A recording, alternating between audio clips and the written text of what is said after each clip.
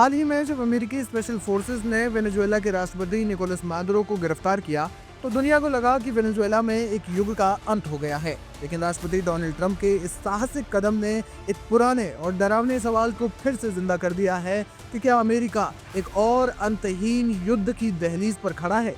इतिहास गवाह है कि अमेरिका के लिए किसी देश में घुसना तो आसान रहा है, लेकिन वहां से सुरक्षित बाहर निकलना हमेशा एक बुरा सपना ही साबित हुआ है। राष्ट्रपति ट्रंप ने घोषणा की है कि जब तक उचित ट्रांजिशन नहीं हो जाता तब तक अमेरिका वेनेजुएला को चलाएगा। ये बयान ठीक वैसा ही सुनाई देता है जैसा 2003 में जॉर्ज डब्ल्यू बुश ने इराक के लिए दिया था। जानकार मानते हैं कि ट्रंप ने वेनेजुएला में प्रवेश तो कर लिया है, लेकिन उनके पास कोई भी स्पष्ट एग्जिट गेट नहीं है। इराक में भी अमेरिका ने मिशन अकम्प्लिश्ड का बैनर लहराया था, लेकिन उसके बाद शुरू हुए गृह युद्ध ने अमेरिका को अगले 8 सालों तक वहां से निकलने नहीं दिया। इराक और अफगानिस्तान में अमेरिका को मिल चुके हैं जख्म।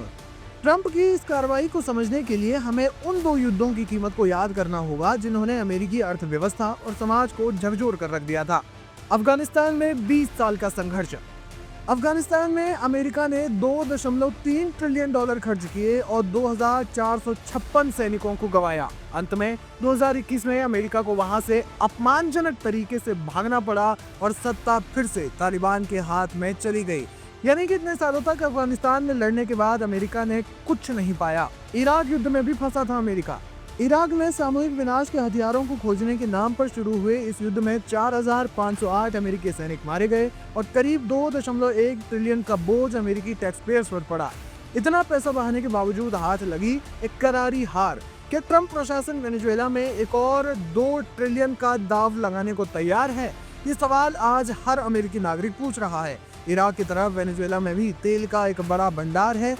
ट्रंप ने संकेत दिया है कि वेनेजुएला के विशाल तेल भंडार पर अब अमेरिकी कंपनियों का नियंत्रण होगा। एक वरिष्ठ प्रशासनिक अधिकारी ने कहा कि केवल लोकतंत्र की बहाली नहीं है बल्कि संसाधनों की सुरक्षा भी है, लेकिन तेल के कुओं की सुरक्षा करना एक महंगी जिम्मेदारी है।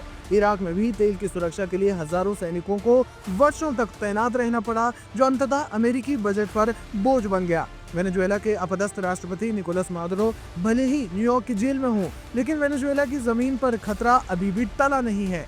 वेनेजुएला में कलेक्टिवोस, जो कि मादुरो समर्थित सशस्त्र नागरिक हैं, और ट्रेन डे अरागुआ जैसे गैंग अमेरिकी सेना के लिए गुरिल्ला युद्ध शुरू कर सकते हैं। यदि अमेरिका ने जल्द ही सत्ता वहां के नेताओं को नहीं सौंपी तो देश में नेतृत्व का शून्य पैदा हो जाएगा, जिससे गृह युद्ध की स्थिति बन सकती है। इतिहास बताता है कि जब भी अमेरिका ने सत्ता परिवर्तन की कोशिश की है वहां अस्थिरता बढ़ी है। अगर वेनेजुएला की जनता ने इसे अपनी संप्रभुता पर हमला मारा तो ट्रंप के लिए ये दक्षिण अमेरिका का वियतनाम साबित हो सकता है।